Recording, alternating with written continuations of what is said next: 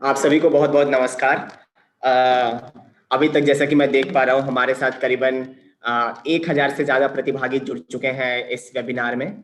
आप सभी से उम्मीद है कि जो भी लोग अभी नहीं जुड़े हैं उनको भी कॉल करें। सारे जिला शिक्षा अधिकारी, सारे प्रखंड शिक्षा पदाधिकारियों से निवेदन है कि बाकी लोगों को भी जल्द से जल्द आमंत्रित करें। समय की शुरुआत होती है। ऑलरेडी 12:10 हो गए हैं, तो हम ज्यादा समय नहीं लेंगे और हम आज के सत्र को प्रारंभ करेंगे। जैसा कि मैंने निवेदन किया, आप सब अपने सारे साथियों को कॉल कर ले या व्हाट्सएप के माध्यम से उन्हें सूचित कर दें कि वो आज के सत्र में हमारे साथ जुड़ जाए। तो एक बार फिर से आप सभी को मेरा नमस्कार। मेरा नाम सौरभ सिंह है। मैं मंत्रा फॉर चेंज संस्था की तरफ से हूँ। फिलहाल मैं प्राइमरी शिक्षा विभाग के साथ एज अ कंसल्टेंट के तौर पर कार्यरत हूँ। आज का जो सत्र है, जो आज की सत्र का आयोजन किया गया है प्राथमिक शिक्षा विभाग द्वारा, उसका उद्देश्य यही है कि कोरोना के संकट के बाद हमारे, जैसा कि अपर प्राइमरी के विद्यालय खुल चुके हैं, हमारे सेकेंडरी के विद्यालय खुल चुके हैं, तो हम किस तरीके से तैयार हैं। जो हमारे सामने चुनौतियां हैं, जो शिक्षा से संबंधित जो लर्निंग क्राइसिस है, उसके लिए हम किस तरीके से तैयार हैं, विभाग की क्या क्या योजनाएं हैं, आप सभी से क्या क्या अपेक्षाएं हैं, इस संदर्भ में आज हम चर्चा करेंगे। आज की जो कार्यशाला है वो निदेशक प्राइमरी शिक्षा के की अध्यक्षता में आयोजित करी गई है। जल्द ही आप सभी से निदेशक प्राइमरी शिक्षा भी रूबरू करेंगे और अपने अनुभवों और हम क्या क्या कर सकते हैं राज्य के तौर पर, एक विद्यालय के तौर पर, एक जिले के तौर पर, इस पे भी आज हम प्रकाश डालेंगे। आगे बढ़ते हैं। इससे पहले कि हम बात करें कि आज का विषय क्या है और किस विषय में आज चर्चा की जानी है, आप सभी से शेयर करने के लिए प्राथमिक शिक्षा कटिबद्ध है कि प्राथमिक शिक्षा विभाग द्वारा सारे स्कूल में क्वालिटी इंश्योर करने के लिए, कोरोना के बाद जो लर्निंग क्राइसिस की हमारी लड़ाई है उससे लड़ने के लिए, हमारे जितने बच्चे हैं जो स्कूल के बाहर हैं उनको विद्यालय से जोड़ने के लिए हम सभी साथ मिलकर आज इस सत्र में जुड़े हैं। और हमारा उद्देश्य एक ही है कि हर महीने प्राथमिक शिक्षा विभाग आपसे यूट्यूब लाइव के माध्यम से जुड़ेगा, जिसमें देश प्रदेश के प्रतिष्ठित शिक्षाविद के माध्यम से जितने भी हमारे उद्योग जगत के एक्सपर्ट हैं उनसे हम चुनेंगे, उनके अनुभवों से हम सुनेंगे कि कैसे हम साथ मिलकर क्या क्या चीजें हम रोजमर्रा के जीवन में कर सकते हैं अपने विद्यालय स्तर पर, ताकि हमारे बच्चों को उनकी शिक्षा मिले और इंश्योर हो कि वो जब विद्यालय आ रहे हो तो वो वापस उस उत्साह के साथ लौटे और उस विश्वास के साथ लौटे कि हाँ, हमारे सरकारी विद्यालय से हम संतुष्ट हैं, बच्चों के साथ साथ उनके माता पिता भी। दूसरा जो इस संदर्भ में यूट्यूब माध्यम कराया जाएगा, राज्य सरकार बहुत सारे अलग अलग स्तर पर प्रयास अपने स्तर पर प्रयास कर रही है, बहुत सारे योजनाएं चलाई जा रही हैं। उस संदर्भ में प्रति माह खासकर शिक्षकों और प्रधानाध्यापकों से राज्य सरकार सीधे जुड़ेगी, जिसके माध्यम से कभी शिक्षा मंत्री, कभी प्रधान सचिव, कभी निदेशक प्राइमरी, हम सब साथ मिलकर आपसे रूबरू होंगे और आपके सवाल, आपके सुझाव लेंगे और अपने अनुभव को भी आपसे साझा करेंगे। तीसरा जो सबसे महत्वपूर्ण बात है यूट्यूब लाइव के इस वेबिनार का, जो कि प्रतिमाह किया जाना है, कि आप लोग भी अपने स्तर पर, चाहे हमारे विद्यालय के प्रधानाध्यापक क्यों ना हो, चाहे हमारे शिक्षक ही क्यों ना हो, चाहे हमारे प्रखंड शिक्षा पदाधिकारी क्यों ना हो, चाहे हमारे जिला शिक्षा अधिकारी क्यों ना हो, अलग अलग स्तर पे आप सब अपने लिए अपने जिले में बहुत सारे नवाचार कर रहे हैं। तो ये जो मंच है हमारा यूट्यूब लाइव का, आप लोगों को भी इस पे आमंत्रित किया जाएगा और जो भी राज्य में बेस्ट प्रैक्टिसेस विद्यालय स्तर पर हो, चाहे वो प्रखंड स्तर पर हो, चाहे वो जिला स्तर पे हो, आप जो भी तैयारी, जो भी योजनाएं आप कर रहे हैं उनको पूरे राज्य तक पहुंचाने की जिम्मेदारी भी इस यूट्यूब सत्र की होगी। तो ये 3 मुख्य बिंदुओं के साथ हमने यूट्यूब सत्र का आयोजन शुरू किया है, जो कि प्रतिमाह किया जाना है। अब आगे बढ़ते हैं और जानते हैं कि आज की चर्चा का विषय क्या है। तो जैसा आप सभी जानते हैं कि ये समय हमारे लिए बहुत डिफिकल्ट रहा है, बहुत मुश्किल भरा रहा है पिछला 1 वर्ष हम सभी के लिए। हमारे बच्चों का स्तर पिछले 1 वर्ष में और गिरा है और उसके पीछे बहुत सारे कारण रहे हैं। स्कूल बंद होना, बच्चों को के पास टेक्नोलॉजी की उतनी सुविधा नहीं हो पाना, इन सभी समस्याओं का सामना हम अब कैसे करें, कैसे हम तैयार हों विद्यालय के तौर पर, ताकि हमारे बच्चे जब स्कूल पे आए तो ना केवल वो सुरक्षित हों, बल्कि उसके साथ ही साथ उनको वो सारी सुविधाएं भी मिले, वो सारी उनकी जो जरूरतें हैं उनको भी पूरा किया जाए, चाहे उनकी वो फिजिकल जरूरतें हो या उनकी वो शैक्षणिक जरूरतें हो। तो आज के सत्र में हम ये भी समझेंगे कि क्या क्या चीजें हम कर सकते हैं, छोटी छोटे प्रयास क्या क्या हम कर सकते हैं अपने विद्यालय स्तर पर, कैसे हम समुदाय से जुड़ सकते हैं, क्योंकि आप सभी समझ गए होंगे कि जो हमारा विद्यालय है, जब तक हमारा समुदाय हमारे साथ नहीं आएगा, हमारे ग्राम प्रधान हमारे साथ नहीं आएगा, हमारे साथ कुछ टोला सेवक के साथी भी आज इस कॉल पर जुड़े हैं, जब तक हम लोग साथ मिलकर एक दूसरे के साथ काम नहीं करेंगे, ये रास्ता आसान नहीं होने वाला है। हम ये भी इस पे भी थोड़ा प्रकाश डालेंगे। दूसरा सबसे महत्वपूर्ण पहलू है जो आज की गोष्ठी का, जिस पे हम चर्चा करेंगे कि बुनियादी साक्षरता की स्थिति क्या है हमारे राज्य में, और क्या क्या चीजें हम कर सकते हैं साथ मिलकर, अगर हम इंश्योर करें कि हमारा बच्चा जब 5वीं से या प्राइमरी से पास होके आगे बढ़े तो उसके पास उस कक्षा लेवल की बेसिक बेयर मिनिमम जितनी भी लर्निंग होनी चाहिए वो उसके पास हो। तो क्या स्थिति है हमारे राज्य की, और सबसे महत्वपूर्ण बात, आप सभी की क्या भूमिका है इस संदर्भ में, आज इस पर भी थोड़ी चर्चा करेगी। जैसा कि विद्यालय खुल चुका है, दूसरे चरण के लिए शासनादेश में रिक्वेस्ट भेज दी गई है, ताकि हमारे प्राइमरी के भी विद्यालय अतिशीघ्र खुलेंगे। इस संदर्भ में सबसे महत्वपूर्ण टारगेट हम सभी का होना चाहिए कि सारे बच्चे, 100% बच्चे पहले स्कूल आए। बच्चे स्कूल आएंगे और बच्चों को स्कूल लेके आने का जो यात्रा है, जो लर्निंग है, वो जो जर्नी है वो आप सबके बिना नहीं होगा। तो आज हम इस पे भी जानेंगे कि राज्य सरकार राज्य स्तर पे एक नामांकन अभियान चलाने जा रही है। उस संदर्भ में हम कैसे अलग अलग स्टेक होल्डर्स को, जो चाहे हमारे ग्राम प्रधान हो, चाहे हमारे सीआरसीसी हो, चाहे हमारे टोला सेवक हो, चाहे हमारे शिक्षक हो, कैसे हम सब साथ मिलकर समुदाय से जुड़े, चाहे हमारे बच्चे ही क्यों ना हो, और हम इंश्योर करें कि जैसे ही विद्यालय खुले 100% बच्चे हमारे स्कूल में आए।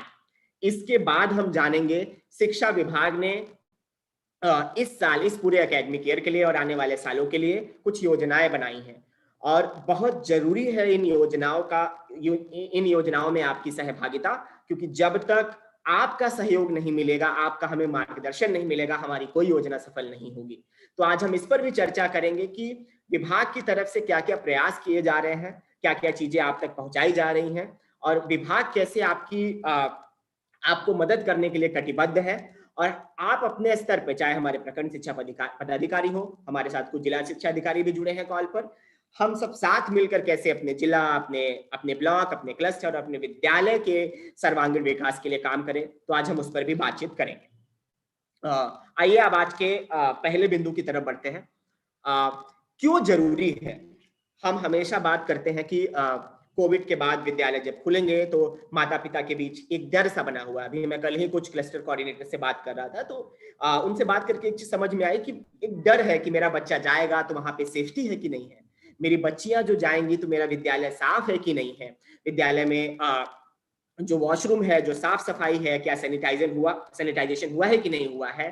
तो कुछ चीजें जो हमको इंश्योर करनी है विद्यालय खुलने से पहले, कि जो हमारी विद्यालय शिक्षा समिति है, चाहे हमारे टोला सेवक है, चाहे हमारे ग्राम प्रधान है, सबके लिए ये जरूरी है, सबके ये संदेश सबके लिए है। आप सभी साथ मिलकर ये सुनिश्चित करें कि विद्यालय में साफ सफाई की सुविधा हो, डिजिटल थर्मामीटर अवेलेबल हो, साबुन इत्यादि की व्यवस्था हो, एक तालिका भी मौजूद हो कि बच्चा आएगा तो दिन में क्या क्या चीजें करेगा, शिक्षक क्या क्या चीजें करेंगे, जो बैठकें विद्यालय में होने वाली हैं उन बैठकों की समुचित व्यवस्था की जाए, चिकित्सा व्यवस्था की उपलब्धता कराई जाए, और सबसे महत्वपूर्ण बात, सब माँ बाप से जुड़े और उनसे परमिशन भी जरूर ले कि क्या आप आश्वस्त हैं, उन्हें आश्वासन दे, क्योंकि उनके लिए सबसे बड़ा आश्वासन तो आप ही हैं, जो हमारे सबसे करीबी विद्यालय प्रमुख वहां पर अवेलेबल है। तो उनसे जुड़े और उनको आश्वासन दे कि स्कूल में सुविधाएं सुनिश्चित कर दी गई हैं, जहां विद्यालय खुल गए हैं वहां उनको आमंत्रित करके उनको दिखाएं भी कि आके देखिए सारी सुविधाएं हैं, और उन्हें अपनी तैयारियों के बारे में बताइए। बहुत बार हम ये करते हैं कि हम तैयारियां सारी करते हैं और हमें पूरा आश्वासन भी है, ये हम देख भी रहे हैं काफी जिलों में तैयारियां पूरी समुचित की जा रही हैं, लेकिन उस बारे में अभिभावक को पता नहीं है। तो बहुत जरूरी है कि आप सभी विद्यालय की जो समुदाय है, जो आपका पोषक क्षेत्र है, वहां लोगों से जुड़े, लोगों को बताएं कि कैसे राज्य तैयार है, हमारा विद्यालय तैयार है। और अगर कुछ तैयारियां छोटी बहुत थोड़ी बहुत रह गई है तो आप सुनिश्चित करें। और मैं ये आग्रह करना चाहता हूं सारे हमारे यहाँ मौजूद ग्राम प्रधान से, चाहे हमारे प्रखंड शिक्षा पदाधिकारियों से, कि आप साथ दें हमारे प्रधानाध्यापक का, हमारे शिक्षकों का, जो हमारे विद्यालय शिक्षा समिति है, मैं उनसे भी आज निवेदन करता हूं कि आप सभी साथ मिलकर कार्य योजना बनाएं कि कैसे हमारे विद्यालयों की जो व्यवस्था हो सुनिश्चित हो, ताकि कोई कभी भी पहुंचे उसे वो आश्वस्त होके लौटे, वो अभिभावक आश्वस्त होके जाए कि हमारे विद्यालय तैयार है। ये तो रही विद्यालय खुलने की पूर्व की तैयारी, जो आप सभी से आग्रह है कि आप सभी सुनिश्चित करेंगे। दूसरी सबसे जरूरी बात कि विद्यालय की प्रिपरेशन की बात तो हमने कर ली, अब विद्यालय खुलने के बाद हम सबका क्या रोल है, ये पार्ट बहुत महत्वपूर्ण है कि केवल सारी समुचित व्यवस्था करा देना ही इनफ नहीं होगा, हम उसके आगे क्या करेंगे, कैसे करेंगे, ये समझना भी बहुत जरूरी है। तो आप 2-3 बातें तो खास करके इंश्योर करें कि सभी बच्चों ने मास्क पहना है या नहीं पहना है।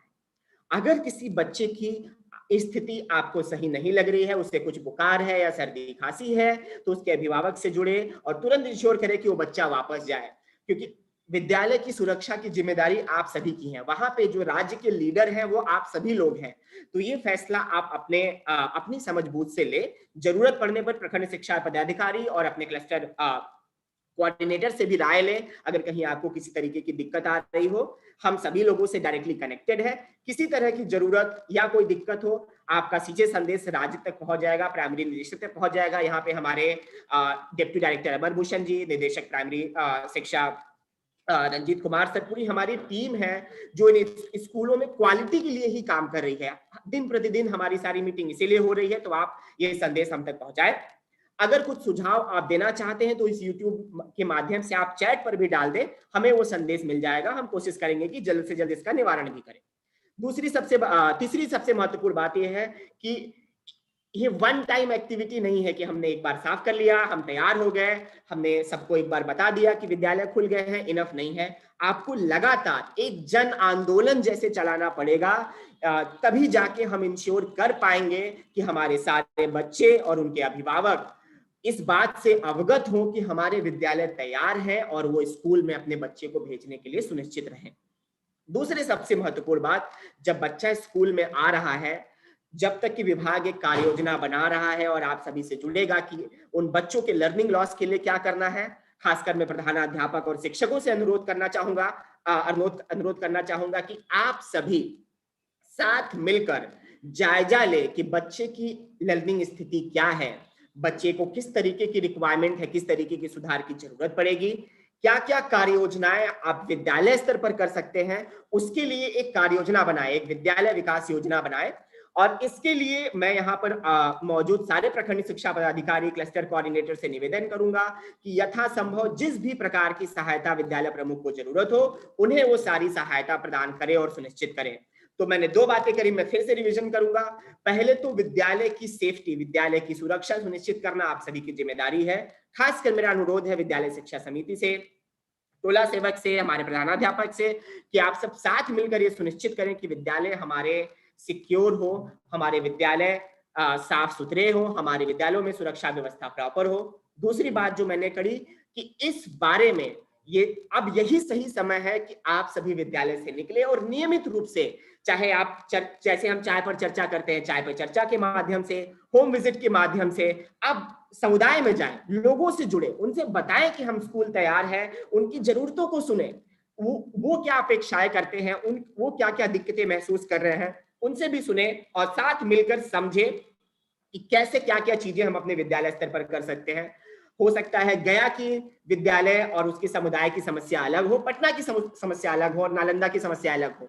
इसलिए बहुत जरूरी है कि जब तक आप अपने समुदाय से नहीं जुड़ेंगे, जब तक आप अपने पोषक क्षेत्र के अभिभावक से नहीं जुड़ेंगे, उनसे नहीं समझेंगे कि क्या चीजें हैं, कैसे हम और बेहतर कर सकते हैं, तब तक हमारा ये जन आंदोलन सफल नहीं होने वाला है। तो ये 2 चीजें इंश्योर करें। इस संदर्भ में विभाग की तरफ से आपको एक शासनादेश भी भेजा गया था, कक्षा 6 से कक्षा 8 के लिए एक पूरी गाइडलाइन भी यहाँ से प्रेषित की गई थी, जल्द ही दीक्षा पोर्टल के माध्यम से हम उसको ऑनलाइन भी अवेलेबल कराएंगे, अलग अलग कोर्सेज के माध्यम से, अलग अलग वीडियोस और पोस्टर्स के माध्यम से भी सारी रिसोर्सेज और मटेरियल आपको भेजे जाएंगे। तो आप सभी से निवेदन है कि आप इनका बेहतर से इस्तेमाल करें, एक बार सारी चीजें पढ़ें और ये सुनिश्चित करें कि हमारे बच्चे जब विद्यालय आए तो उन्हें एक सेफ वातावरण मिले, उन्हें आप ये सुनिश्चित करें कि जो बच्चे आप विद्यालय में आ रहे हैं वो सेफ महसूस कर रहे हैं, उनके अभिभावक, उनके माता पिता इस बात से सजग है कि हाँ हम तैयार हैं, हमारा विद्यालय तैयार है इन सारी चीजों के लिए। तो ये दो बात हमें आपसे कहना था। और सबसे महत्वपूर्ण बात है कि हम हमेशा तो ये जरूर बात करते हैं कि क्या करना है, लेकिन किसको क्या करना है, किसकी क्या भूमिका है, चाहे हमारे जिला शिक्षा पदाधिकारी हो उनकी क्या भूमिका है, चाहे हमारे खंड शिक्षा पदाधिकारी हो, इस संदर्भ में भी हम आपसे बात करना चाहेंगे। सारे जिला शिक्षा पदाधिकारियों से निवेदन है कि आप खंड शिक्षा पदाधिकारियों से समन्वय स्थापित करते हुए गाइडलाइन के सापेक्ष सुझाए गए सारी व्यवस्थाओं को सुनिश्चित करें। और साथ ही साथ जैसा कि स्लाइड पे भी आपको दिख रहा होगा, साथ ही साथ ये भी इंश्योर करें कि जो ब्लॉक स्तर पे नामांकन की स्थिति है, जो ब्लॉक स्तर पे हमारे चाहे क्लस्टर है, चाहे हमारे जो विद्यालय की विद्यालय शिक्षा समिति है, चाहे हमारे टोला सेवक है, आप सबके साथ मिलके प्रधानाध्यापकों को सहयोग प्रदान करें ताकि वो सुनिश्चित करें कि हमारे विद्यालय जब खुले तो हम अपनी तरफ से तैयार हों। सारे हेड टीचर से निवेदन है कि आप अभिभावकों से जुड़ें, आप होम विजिट के माध्यम से, चाहे एसएमसी की बैठकों के माध्यम से, चाहे अलग अलग गतिविधियों के माध्यम से समुदाय की सहभागिता कैसे सुनिश्चित की जाए, इस संदर्भ में भी आप सभी से जुड़े। और जैसा कि मैंने पहले भी अभी बात करी कि जब तक हमारे ग्राम प्रधान, हमारे सारे जो जनप्रतिनिधि है, चाहे हमारे टोला सेवक है, हमारी जीविका दीदी हैं, हमारे तालीमी मरकज है और हमारे ग्राम प्रधान है, आप सभी यथासंभव विद्यालय के साथ मिलकर एक योजना बनाएं कि कैसे विद्यालय साफ सुथरे हो, विद्यालय तैयार हो कोविड के बाद, और विद्यालयों में नामांकन के लिए सारे समुदाय के साथ एक जुड़ाव भी बना हुआ हो। तो इस संदर्भ में आप सभी से निवेदन है कि आप साथ मिलकर,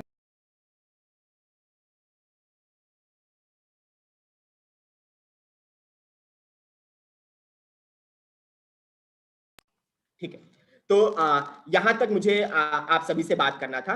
अब जो है आगे की स्लाइड पर हम हमारे निदेशक प्राइमरी शिक्षा, मुझे बहुत हर्ष उल्लास का आज अनुभव हो रहा है कि ये जो सारा प्रोग्राम किया जा रहा है, जो सारी योजनाएं बनाई जा रही हैं, ये हमारे निदेशक प्राइमरी शिक्षा की सोच है, जिसपे हम सब अपना अपना बिट, अपना अपना सहयोग दे रहे हैं। तो आइए अब हम जानते हैं निदेशक प्राइमरी शिक्षा डॉक्टर रंजीत कुमार सिंह से भूमिका क्या है, क्यों जरूरी है कि कोविड के बाद हमारे विद्यालय में जब बच्चे आए तो उन्हें वो शिक्षा मिले, उनकी लेवल की वो शिक्षा मिले ताकि वो तैयार रहें लर्निंग क्राइसिस से लड़ने के लिए। तो आगे आने वाले स्लाइड में आइए सुनते हैं सीधे निदेशक प्राइमरी शिक्षा से और जानते हैं 2-3 महत्वपूर्ण बिंदुओं के बारे में। एक तो बुनियादी शिक्षा, दूसरा जो विभाग ने नामांकन की व्यवस्था कराई है, इस संदर्भ में आइए हम सर से सीधे सुनते हैं। तो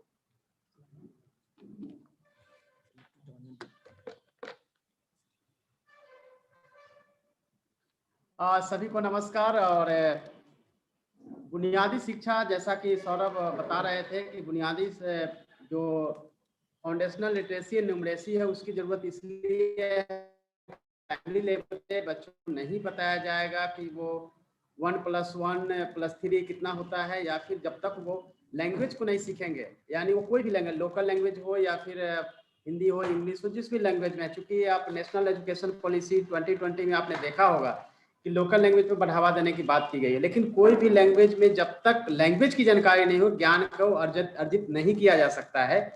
और इसी परिप्रेक्ष्य में जो है 3 MOU भी किया गया है डिपार्टमेंट के द्वारा, जो अलग अलग काम कर रही है। स्पेशली मंत्रा जो है उसका ये पूरा का पूरा सेटअप आज का प्रोग्राम है। इसके लिए मंत्रा, उनकी टीम, सौरभ और सबकी टीम को बहुत बहुत धन्यवाद कि इस तरह के अच्छे ऑर्गेनाइज उन्होंने किया है। लेकिन हम लोग को जो काम करने जाना है उसके बारे में हम आज डिस्कस करेंगे।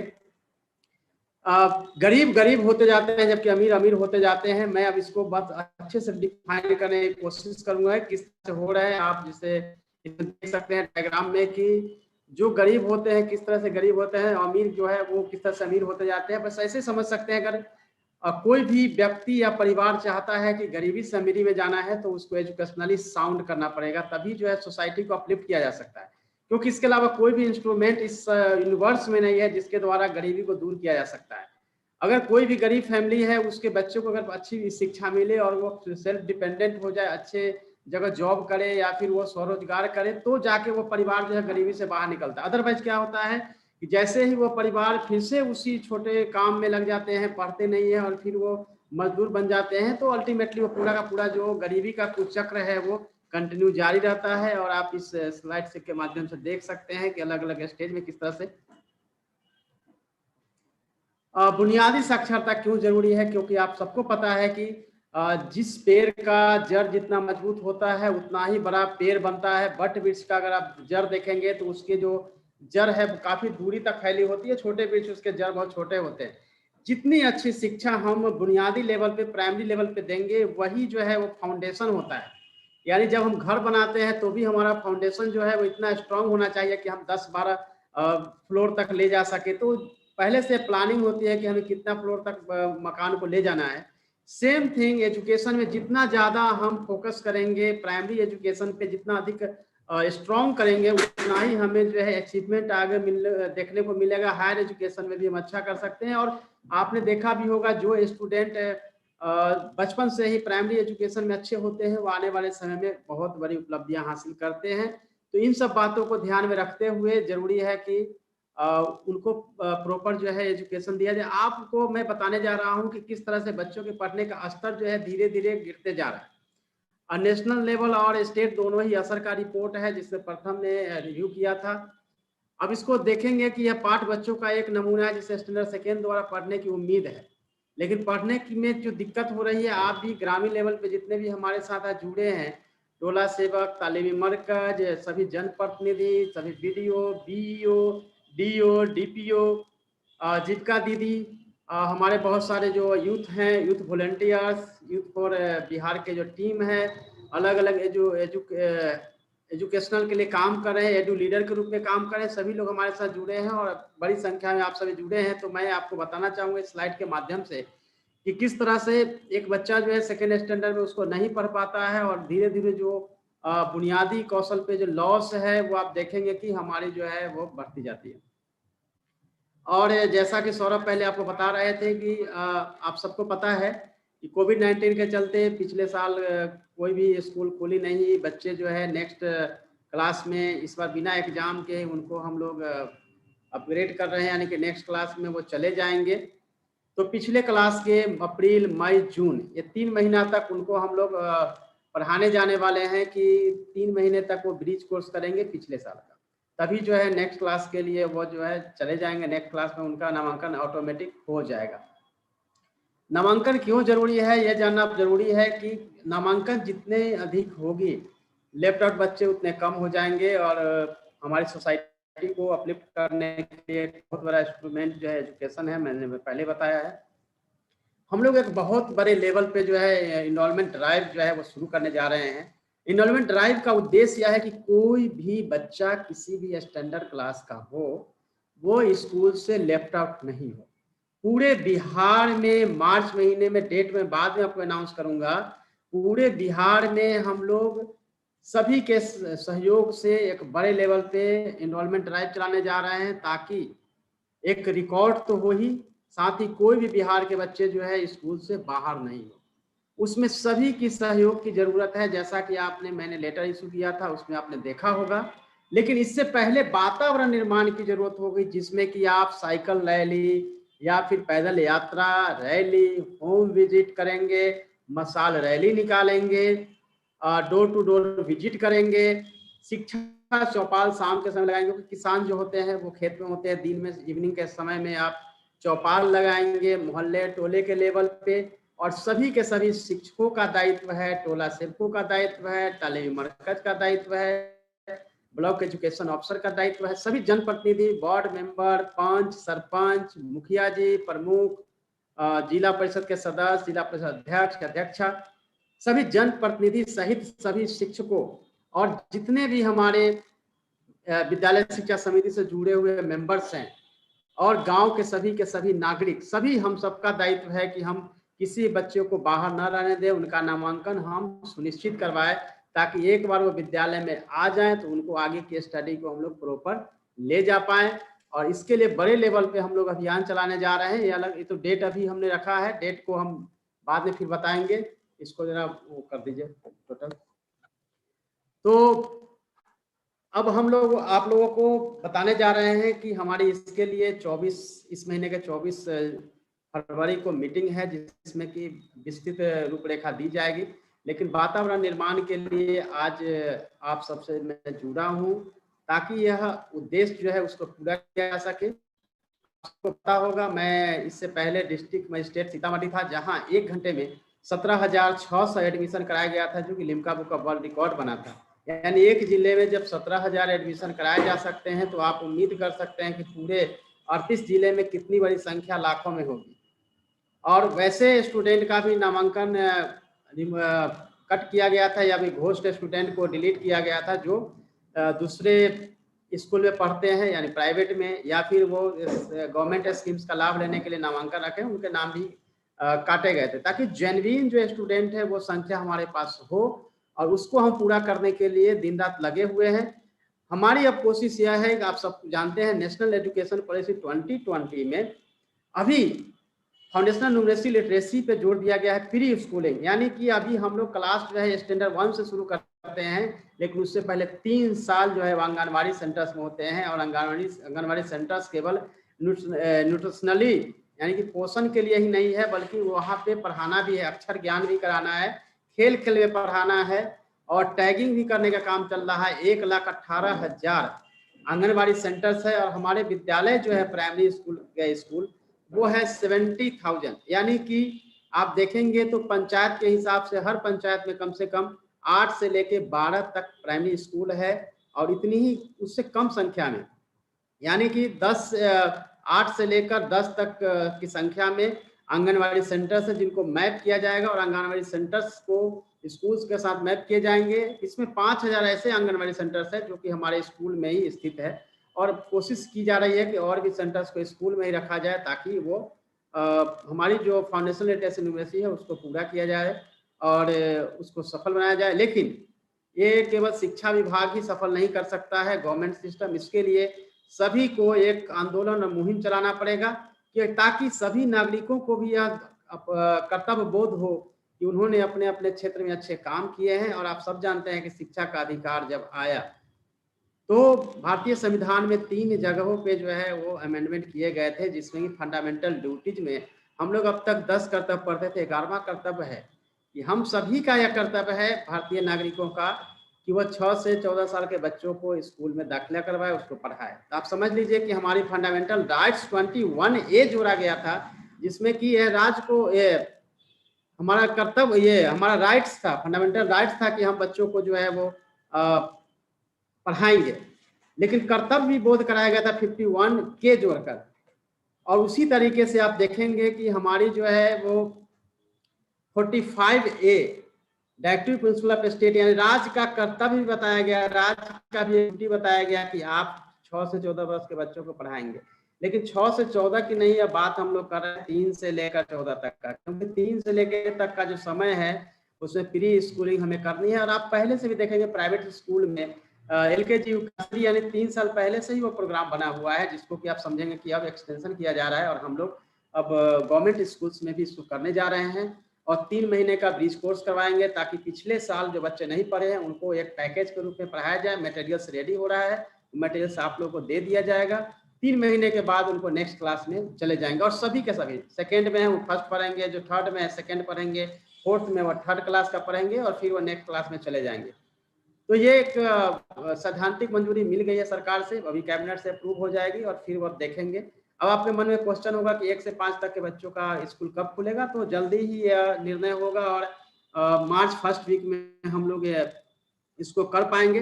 लेकिन ये सब ड्राइव को समुदाय से यानी कम्युनिटी से जोड़ना बहुत जरूरी है, क्योंकि कम्युनिटी जब पार्टिसिपेशन बढ़ेगा तभी जाके इस अभियान को हम लोग सफल कर पाएंगे। अब कहेंगे कि इसमें हम लोग जो बहुत अच्छा काम करेंगे उनके लिए क्या है, तो बहुत सारे पैकेज है। जो भी DO सबसे अधिक नामांकन करवाएंगे उनको उनको हम लोग स्टेट लेवल पे रिकॉग्निशन तो देंगे ही, साथ ही उनको अवार्ड भी दिया जाएगा। डिस्ट्रिक्ट लेवल पे जो भी बीओ के यानी कि ब्लॉक एजुकेशन ऑफिसर के लीडरशिप में सबसे अधिक नामांकन कराया जाए, उनको भी सम्मानित किया जाएगा। और ये भी आग्रह किया गया है कि जो भी जनप्रतिनिधि अच्छे काम करेंगे अपने अपने क्षेत्र में, उनको भी पुरस्कृत करने का काम तो किया ही जाएगा। साथ ही जो स्कूल सबसे अधिक नामांकन करेंगे उसके प्रिंसिपल को भी मेरे लेवल पे या जिला शिक्षा पदाधिकारी के लेवल पे उनको सर्टिफिकेट प्रदान किया जाएगा।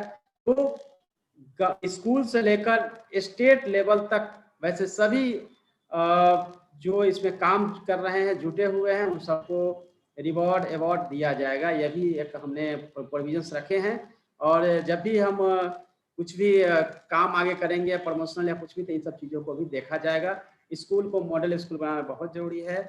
और जैसा सौरभ पहले ही बता चुके हैं कि हम लोग हर महीने 1 से 2 बार आपके साथ जुड़ेंगे, ब्रेन स्टॉर्मिंग करेंगे, और आपके तरफ से जो भी सजेशंस लाइव चैट के माध्यम से आए हैं उसको हम एक साथ क्युमुलेटिव देख लेंगे, जो भी सजेशंस आए हैं, और उस पर हम लोग काम करेंगे। जो भी सजेशन है, एक एक सजेशन को हम लोग रीड करेंगे, और ताकि उसमें हम लोग टू वे कम्युनिकेशन हो सके। ऐसा नहीं हो कि सिंगल वन साइडेड हम लोग अपनी बातें रखें। आपकी तरफ से भी कोई सजेशन वगैरह आता है तो उसको भी वेलकम है। बट स्कूल में कई चीज़ें हैं, कोविड-19 के चलते हम लोग बहुत पीछे रह गए हैं, तो बच्चों के सेफ्टी का ध्यान रखते हुए जो गाइडलाइन इशू किए गए हैं उसके मुताबिक 50% बच्चों को अभी आना है, और अल्टरनेट डे आना है। जहाँ एग्ज़ाम चल रहे हैं उसमें क्लास वाइज जो है वो एग्ज़ाम ले सकते हैं, अलग अलग नहीं कर सकते, 2 क्वेश्चन सेट बनाना पड़ सकता है। एक दूसरा है कि 1 से 5 का भी मार्च के फर्स्ट वीक तक उम्मीद है कि उसकी गाइडलाइन इशू हो जाएगी। सीएम जी की बैठक होने वाली है, तो उसमें यह डिसाइड हो जाएगा, यानी कि सभी के सभी स्कूलें खुल जाएगी। और आने वाले 1 महीने आप देखेंगे कि 100% अप्रैल से शुरू हो जाएगा, तो वो भी एक उम्मीद रख सकते हैं। टेक्स्ट बुक के लिए पैसे आप लोग के खाते में, जब भी बच्चे हैं उनके खाते में चले गए हैं, टेक्स्ट बुक अवेलेबल है। जब सभी जो भी हमें सुन रहे हैं, गार्जियन, पेरेंट्स और विद्यालय शिक्षा समिति सहित, वो सब भी पुस्तक जो है वो परचेज कर लेंगे। और अभी न्यू ईयर के लिए पुस्तक भी जो है इस साल के लिए हम लोग भेज रहे हैं, और वो काम जो है वो चल रहा है। डीओ डीपीओ क्योंकि आप मेरे साथ जुड़े हुए हैं, तो कुछ काम जो है उनके लिए भी एडिशनल है कि एसईडीसी कोषांग कार्य कर रहा है अथवा नहीं, वो आप देख लीजिएगा। आप सबको पता है कोषांग और दूसरे स्कीम्स के जो एसईडीसी है वो नहीं मिल पा रहा है, और न्यूज में भी एक न्यूज आइटम बन गया है, इसलिए आप लोग देख लेंगे। एसईडीसी बिल जो है 20/2/2021 यानी कि 20 तक आपको करना है, और आज आप जानते हैं कि 19 हो चुका है। कल तक आप लोग को जमा करना है, आज दिन भर काम करिए, उसको पूरा कराइए। 20 तक आपको यूसी भी, यूटिलाइजेशन सर्टिफिकेट भी, यानी कि उपयोगिता प्रमाण पत्र भी आपको जमा करना है। क्या स्थिति है वो तुरंत आपको बताएंगे। इससे संबंधित मामले माननीय न्यायालय पहुंच चुका है, यानी कि आप देखे हैं रंजीत पंडित के मामले में जो है ऑलरेडी है, और विधानसभा में प्रश्न हो रहे हैं, हो चुके हैं। तो ऐसे में आप लोग समय करिएगा, क्योंकि इसमें विभाग बहुत सख्त है और कुछ एडवर्स आप लोगों के अगेंस्ट में ना आ जाए। गंभीर स्थिति को देखते हुए सभी सक्रिय रूप से 100% एसईडीसी यूसी ये तीनों जो है आप लोग जमा कर दीजिएगा, क्योंकि बहुत बाकी काम छोड़ दीजिए, दिन भर आपको यही करना है। अदरवाइज क्या है, जो भी इसमें दोषी पाए जाएंगे उन पर कार्रवाई की जाएगी। बाद में हम लोग इसको आपको हेल्प नहीं कर पाएंगे। जो हमारे साथ यूथ जुड़े हुए हैं, बड़ी संख्या में यूथ जुड़े हुए हैं, बहुत हमें जानते भी है, पहले भी आप लोग लाइव सेशन में रहे हैं, तो आप सभी अपने अपने क्षेत्र में काम करिए, और ताकि आपको एक सेटिस्फेक्शन मिले। बड़ी संख्या में आप सबने टीचर काउंसलिंग का ही पूछा है, तो लगे हाथ एक बात आपको बता देता हूं, क्योंकि एक कोर्ट मैटर के चलते थोड़े समय के लिए स्टे है, जल्दी ही हम लोग इसको रिजॉल्व करेंगे, काउंसलिंग की डेट आ जाएगी, इसलिए परेशान होने की जरूरत नहीं है। जैसे ही कोर्ट से हमें ग्रीन सिग्नल मिलता है, क्योंकि उसमें stay all India blind federation की तरफ से है, उसमें हमने लीव वैकेट करने के लिए भी दिया है, तो इसमें भी ज़्यादा कमेंट नहीं कर सकते। बट हाँ, उम्मीद रख सकते हैं कि बहुत जल्दी ही जो है कुछ गुड न्यूज आएगी। और जितने भी यूथ हैं सबसे निवेदन है कि आप अपने कॉम्पिटिटिव एग्जाम की तैयारी कर रहे हैं, करिए। जहाँ भी मेरी ज़रूरत होगी, मैं चूँकि आप सब जानते हैं कि ये लाइव लगभग 4 महीने बाद में आया हूँ, और हमारी वीडियो भी 3-4 महीने से नहीं आ रही है, तो अब रेगुलर हम आपके साथ जुड़ेंगे। सबको मेरी सब तरफ से बहुत सारी शुभकामनाएं, स्पेशली मंत्रा एंड उसकी टीम को, हमारे सभी डीओ डीपीओ, हमारे सभी बीओ, सभी जीविका दीदी, तालीमी मरकज, टोला सेवक, सभी जनप्रतिनिधि, सभी शिक्षक जो कंटिन्यू हमारे साथ जुड़े हुए हैं, सभी हमारे यूथ, सभी को धन्यवाद जुड़ने के लिए, और जो हमने बताया है उसमें आप प्लीज़ अपने अपने फील्ड में काम करिए ताकि हमें सेटिस्फेक्शन मिले और आपको धन्यवाद। Thank you so much.